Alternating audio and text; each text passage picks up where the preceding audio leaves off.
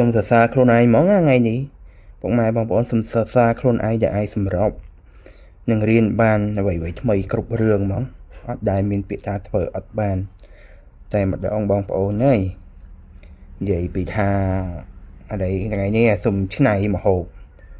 មួយណាតកតងជាមួយនឹងស៊ុបអន្ទង់ជាមួយនឹងត្រីឆ្ពងដោយសារផ្ដាសាយខ្លាំងពេកមកទេផ្ដាសាយ3-4ដងអីទាំងអស់គ្នាណាឥឡូវខ្ជិលមិនបងអង្គយូរចាប់ដើមដាក់មនុស្សថ្មីប៉បគឺស៊ុបអន្ទង់ជាមួយនឹងថ្នាំចិនហ្នឹងណាអើយបងប្អូនជាដំបងដុតខ្ទឹមសរំដេងជាមួយនឹងខ្ទឹមប្រាំងណាពីជាស៊ុបអីក៏យើងត្រូវធ្វើអញ្ចឹងដែរបើអត់ធ្វើទៅវាអត់ធ្វើក្លិនឈ្ងុយទេណាបងប្អូនហើយមើល ingredient របស់យើងបងប្អូនវាជាត្រីឆ្ពងនេះគឺត្រីឆ្ពងចំដោយកសិករបរិបត្តិករនៅក្នុងសមុទ្របើសិនជាបងប្អូនចង់បានគឺកំងបានតម្លៃសមរម្យអត់លក់កាប់អត់លក់កោជួយយកកសិករជាខ្មែរត្រូវតែស្រឡាញ់ខ្មែរគ្រប់គ្រងផលិតផលខ្មែរបើសិនជាយើងម្នាក់ចេះតែហាតែមាត់ថាគ្រប់គ្រងប៉ុន្តែអត់បាននិយាយថាគ្រប់គ្រងតែមាត់ប៉ុន្តែมันបានជួយជាមិននិយាយមួយចំនួនទេខ្ញុំនិយាយសំណុំពរតែម្ដងបើយើងអាចបានជួយទិញទេក៏ពួកគាត់មិនដឹងថាធ្វើទៅលក់ឲ្យអ្នកណាដែរបងប្អូនហើយឥឡូវខ្ញុំបន្តដុតវាហើយចង់និយាយពីប្រវត្តិខ្លួនឯងខ្លះណាបងប្អូនអើយខ្ញុំរៀនចេញពីសាលាកសិកម្មមកហើយត្រូវការជីវិតលុតដំខ្លាំងមែនតើហ្មងបងប្អូនលុតដំធ្វើជា field promoter បន្ទាប់ពីធ្វើជា field promoter ហើយអាដេតខ្លួនឯងខ្លាចទៅ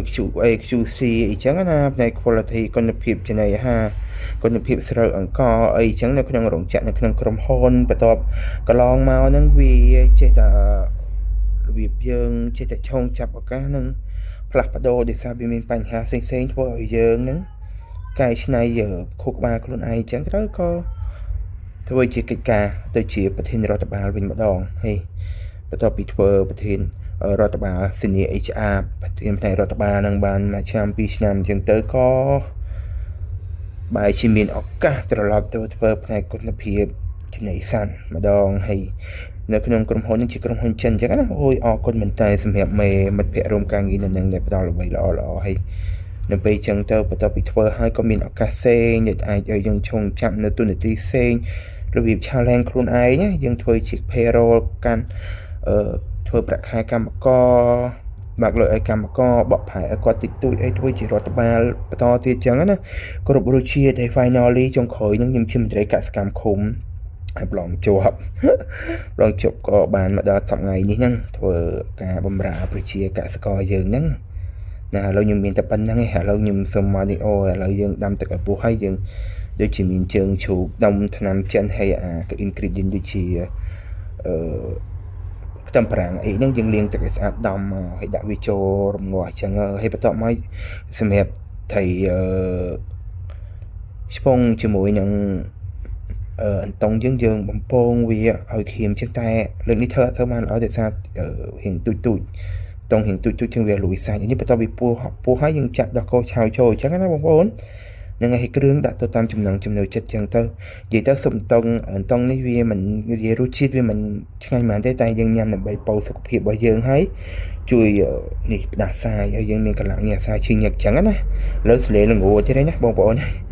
សលេងល្ងទៀតហើយដល់មកយើងដាក់ឲ្យវាពោះមកឆាប់ទៀតទៅក៏មានលាយបន្លែលាយអីដាក់ចូលចឹងទៅឥឡូវឆ្អិននេះដួសមកម៉ាត់សាក់សិនដូចខ្ញុំនិយាយចឹងរសជាតិក៏វាអត់អស់ចាស់អីប្រហែលដែរអត់ឲ្យយើងជាប់មាត់ជក់មាត់អីប្រហែលតែដើម្បីសុខភាពចឹងណាព្រោះយើងធ្វើរៀងសាបដែរជាអាហារសុខភាពដុំជើងជ្រូកជើងអីចឹងណាបងប្អូននិយាយផ្ដាអាហារនេះសម្រាប់អ្នកផ្ដាសាយញឹកសុខភាពអន់ថយអីចឹងណាយើងអាចប៉ូវបានច្រើនមកបងឆែកមើលទៅបងប្អូនឆែកមើលទៅតង់ក៏វាមានអត្ថប្រយោជន៍អីខ្លះយើងដឹងហើយណា